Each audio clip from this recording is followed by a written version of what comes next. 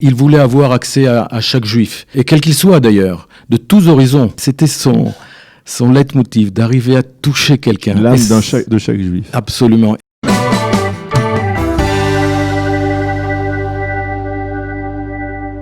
Michel Allouche, bonjour, Boker Tov. Bonjour, Boker Tov. Merci d'être avec nous ce matin. Merci d'être venu ce matin ici dans une période difficile pour vous parce que pour vous, le Rav Adin Steinsaltz, c'était un maître, peut-être même plus qu'un maître, un ami aussi proche.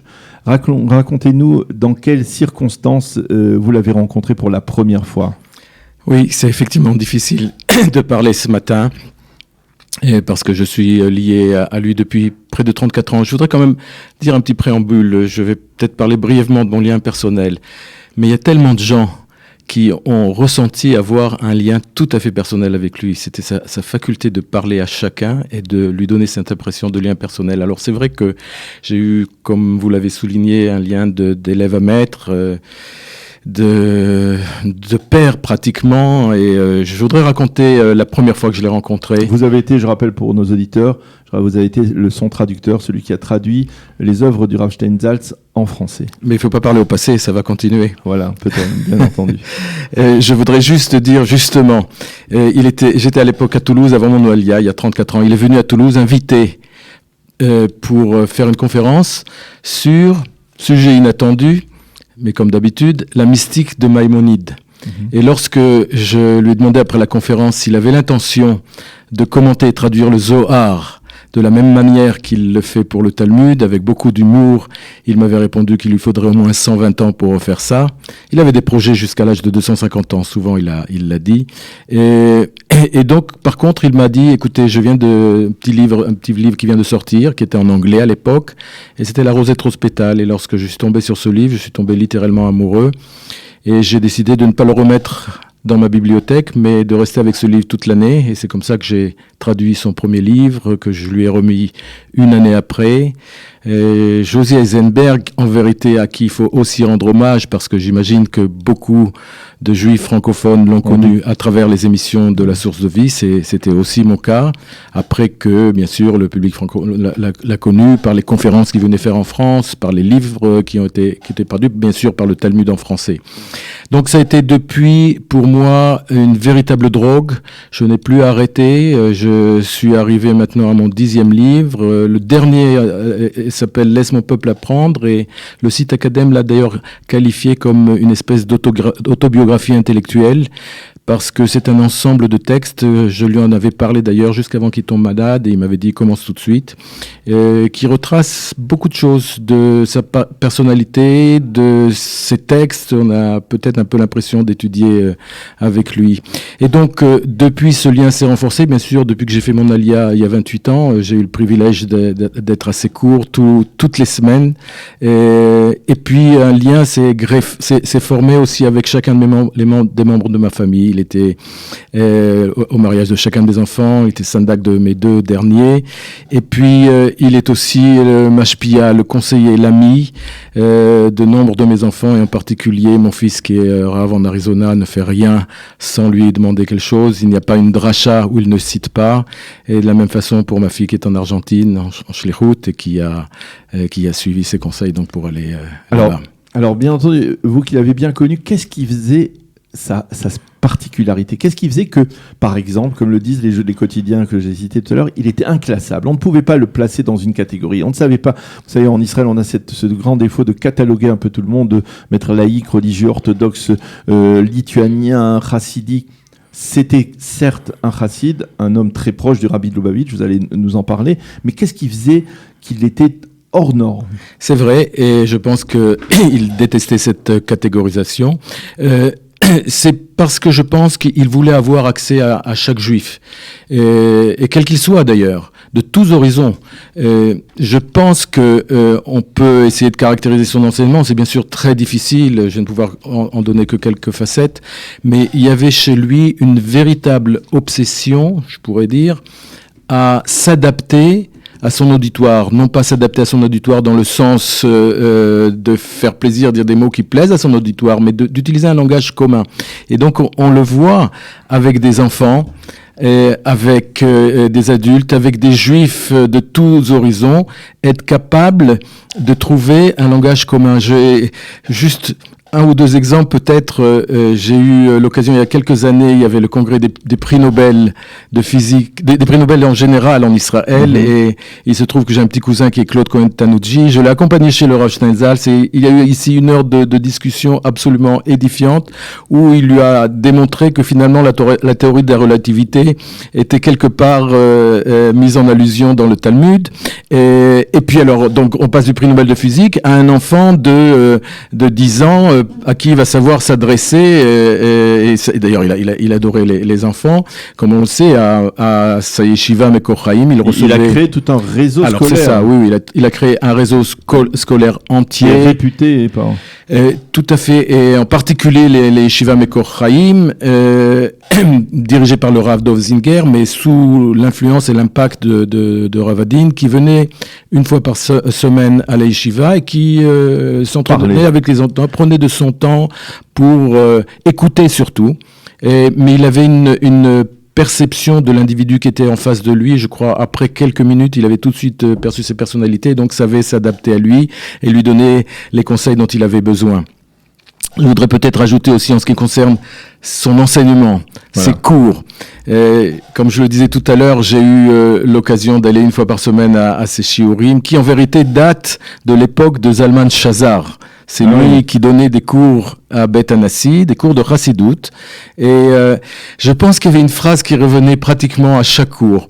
Il expliquait une idée assez élevée dans les sphères célestes, mais il s'empressait de dire tout de suite, cette idée ne plane pas seulement dans les sphères célestes, mais elle existe aussi dans notre bas monde. Et là, il avait cette faculté d'apporter un machal, une parabole qui pouvait être tirée de n'importe quel domaine. Ça pouvait être l'art, la science, la théorie de la relativité, encore une fois, ou des tas d'autres domaines qui permettaient à son public de mieux comprendre cette idée qui planait dans les sphères supérieures. Et donc c'était cette faculté d'enseigner et d'apporter, en vérité, on l'a dit, et c'est comme ça que tout le monde part de lui, de mettre à la portée de tous les trésors du judaïsme, que ce soit le Talmud, la Torah. On sait qu'il y a maintenant un commentaire total du Tanakh. Donc c'est une de ses facultés. Mais je parlerai peut-être un petit peu en conclusion de quelque chose de plus dans son enseignement. Oui, allez-y. Non, on voulait, je crois, il s'est exprimé, et je crois que je voudrais vraiment conclure par ça, si c'est possible. Mais on va encore parler. Alors, je reviendrai sur cette idée parce que ça me paraît fondamental. Bien sûr, on le qualifie. Il y a quelque chose que je voulais souligner. On dit que c'était un autodidacte qui venait d'une famille qui n'était pas, à l'origine, qui était d'une famille chassidique, à l'origine, mais dont les parents n'étaient pas religieux. Et c'est lui tout seul qui s'est rapproché du judaïsme. Oui, alors merci de poser cette question parce que c'est quelque chose que je voulais rapporter. C'était précisément à Paris, d'ailleurs, il était venu en conférence. Vous savez qu'il avait beaucoup d'humour dans ses conférences. Et il a rapporté, je pense qu'on a l'habitude de dire qu'il vient d'une famille laïque, mais ils vont quand même souligner que ses parents font partie des fondateurs de l'État d'Israël, étaient des juifs très fiers. Et je me souviens qu'il racontait que son père mettait un point à manger cachère quand il était avec des goïms. À la maison, c'est peut-être autre chose. Ah oui. Mais, et d'autre part, lorsqu'il a eu 12 ans, son père lui a dit, écoute, j'ai pas de problème à ce que tu deviennes un apikoros, mais je veux pas que tu deviennes un maharès. Je ne veux pas que tu sois ignorant. Et donc là, il lui a amené, et il lui a fait prendre des cours de Talmud, et c'est là que les choses ont commencé. Donc, je pense que d'ailleurs plus tard, vous évoquiez tout à l'heure ses débuts dans le Talmud, et puis la Knesset. Son père a joué un rôle fondamental dans le démarrage de cette œuvre de traduction de Talmud. C'était l'ancien président de la Knesset, Kaddish Louz, qui lui avait donné le premier coup de C'est vrai. Mais le coup de pouce a été initialement donné par son père, qui connaissait très bien ce président de la Knesset. Alors, expliquez-nous.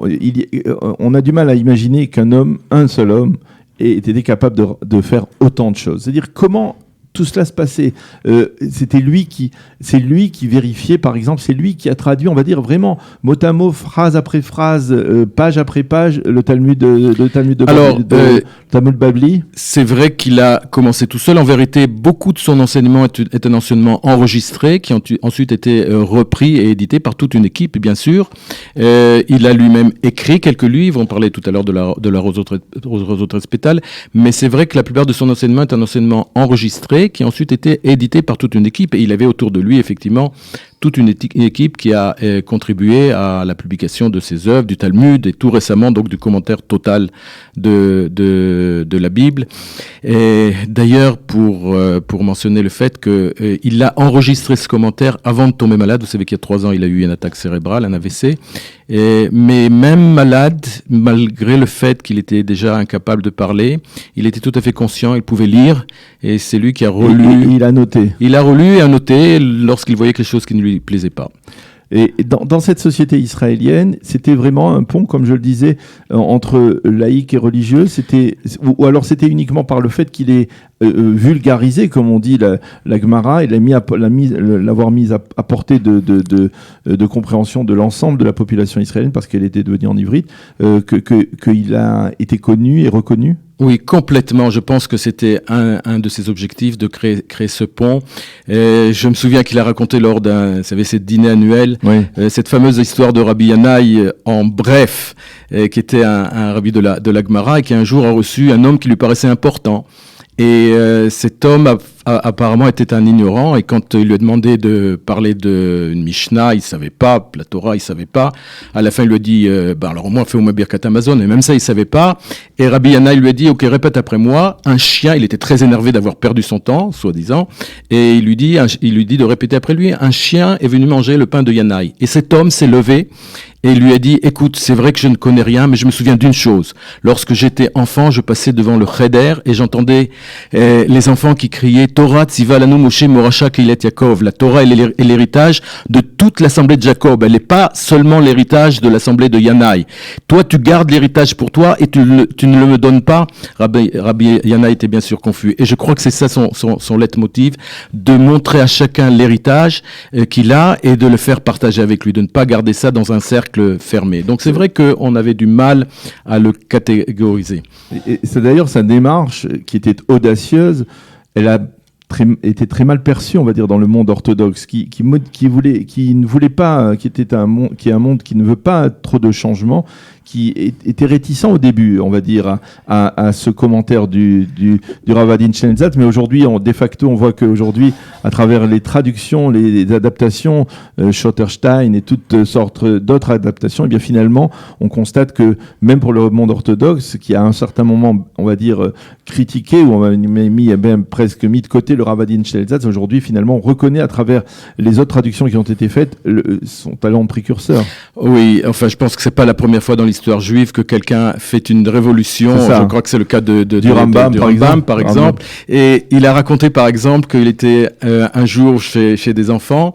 Et la plupart des gens étaient un peu surpris que une personnalité qui a fait tellement d'écrits était encore vivante. Ils pensaient que ce genre de choses c'était il y a 1000 ans. Et non, c'est une personnalité d'aujourd'hui qui a réalisé effectivement ce travail dont on parle de Rashi, qui lui aussi a commenté la Torah et le Talmud. Alors c'est ça, Rashi, on le compare. Je crois même, si je m'abuse, le Time Magazine ou le New York Times qui avait comparé Adin Shlenzat à Rashi, on le compare à Rashi, à Maïmonide pour son audace, pour la richesse de ses commentaires. Il y a bien entendu un point incontournable, sa proximité avec le rabbi de Lubavitch. Je ne crois pas qu'on me tromper en disant que lorsque le rabbi est décédé en 1994, on a envisagé, ou on lui a même proposé d'être le successeur du rabbi de Lubavitch. Alors dites-moi si c'est vrai ou pas.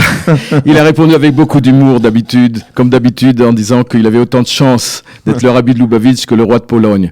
Mais cela dit, effectivement, et j'ai eu le privilège de traduire son livre justement sur le rabbi, Mon maître le rabbi, et où il raconte sa proximité. Je pense qu'il y a beaucoup de choses à raconter quant à ces rapports, sans vouloir le cataloguer, comme on disait tout à l'heure, mais il est certain que, je vais oser dire, il ressemblait au rabbi.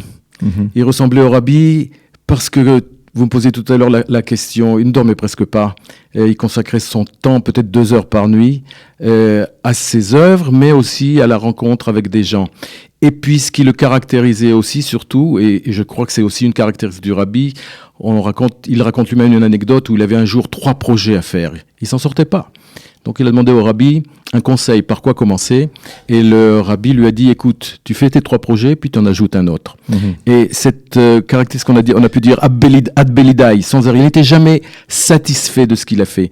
Je voudrais le citer ici, lorsque on lui a demandé, après 120 ans, ce qui voudrait qu'on se souvienne de lui. Et il a répondu, et je crois que ça reflète tout à fait la simplicité de ses obsèques, entre parenthèses, comme vous le soulignez tout à l'heure. Il a dit qu'il n'a jamais pensé à ce qu'on devrait écrire sur sa matseva, sur sa pierre tombale. Oui, il a écrit des livres, comme il le disait si bien, Yafé Meod, Ve'azma. Il a fait des conférences partout dans le monde. Il faut le souligner ça aussi. Y compris devant des chefs d'État, des personnalités Absolument. de très haut niveau de tout Absolument, le monde. des chefs d'État et des gens les plus simples. J'ai pu l'accompagner dans certains trucs. En particulier, juste une petite anecdote, parce qu'il y a tellement de choses qui me reviennent dans la tête, mais ça aussi, ça montre. Je l'avais accompagné à Paris après la sortie de mon maître le Rabbi. Il avait fait une conférence devant d'ailleurs la jeunesse Lubavitch. Et quand je l'ai raccompagné à son hôtel, tout d'un coup, je le vois dans l'ascenseur soupirer. Aïe, aïe. J'ai osé lui demander pourquoi cette aïe. Et il me dit, écoute, je suis pas sûr d'avoir pu toucher quelqu'un là-bas. Et c'était son leitmotiv, d'arriver à toucher quelqu'un. L'âme de chaque juif. Absolument. Et c'est pour ça que je voudrais ici signaler. On parle beaucoup de sa devise « Let my people know ». Comme on dit, laisse mon peuple apprendre ou savoir. Mais lorsqu'il y a eu le dîner de conclusion du Talmud, qu'il a fini après 45 ans, il a parlé de manière très personnelle et il a raconté que les gens, certains journalistes étaient venus voir, alors qu'est-ce que vous ressentez après avoir terminé l'œuvre de votre vie? Et il a dit, l'œuvre de ma vie, c'est pas du tout l'œuvre de ma vie. Et il a dit la chose suivante, la conclusion de mon action en vérité doit se trouver dans les prémices de ma pensée. Les prémices de ma pensée, c'est certes de porter le judaïsme à la connaissance de tout le monde, mais il y a beaucoup plus que ça. Et là, il a dit, je vais vous confier quelque chose. Mon rêve, en vérité, l'œuvre que je voudrais accomplir, qui est encore bien loin d'être terminée, c'est les achayot et ami, faire revivre mon peuple. Et il a utilisé une image qui, malheureusement, aujourd'hui, a des consonances, mais il a rapporté qu'à New York, il y avait eu une épidémie et qui était partie d'une seule personne et qui a finalement, Marie typhoïde, a contaminé l'ensemble. Et lui, il souhaiterait contaminer de sa maladie. Et sa maladie, c'est vraiment de vouloir toucher chaque âme. Il voudrait contaminer parce qu'il pense que c'est un travail énorme à faire. Et donc, il voudrait contaminer le maximum de gens pour qu'ils s'associent à ce travail, à réveiller l'âme de chaque juif, à réveiller son peuple, à refaire vivre ses ossements desséchés au sens spirituel.